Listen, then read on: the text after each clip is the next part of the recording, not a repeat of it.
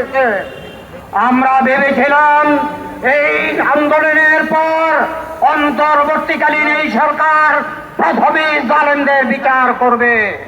এই যে খুনি সরকার এদেশের ছাত্র জনতাকে পাখির মতো গুলি করেছে, এদেশের আলেম ওলামা ছাত্র জনতাকে শাপলা চত্বরে গণহত্যা করেছে, আমরা ভেবেছিলাম ক্ষমতায় আসার পর প্রথম কাজই হবে এই স্বৈরাচারী সরকারের খুনের বিচার করা। কিন্তু আমরা লক্ষ্য করেছি এই খুনের বিচারের নামে তাদের মধ্যে কোনো আলোচনাই নাই। আমরা পরিষ্কার বলে দিতে চাই, গদিতে থাকতে হলে যারা খুন করেছিল তাদের খুনের বিচার আগে হইতে হবে। আমরা নির্বাচন চাই, কিন্তু বিচারের আগে কোনো নির্বাচন আমরা চাই না।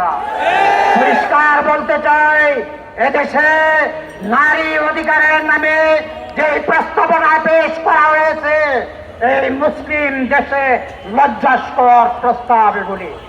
আমরা এদেশের নারীদেরকে উলঙ্গ করে রাস্তায় নামতে দিতে পারি না। এই জন্য পরিষ্কার বার্তা, নারীদের এই প্রস্তাবনা বাতিল করুন।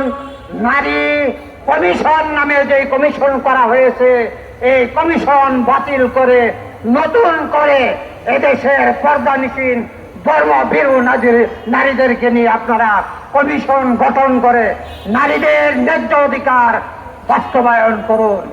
পরিশেষে বলতে চাই, আমরা 3 তারিখে আমরা আলটিমেটাম দিয়েছিলাম।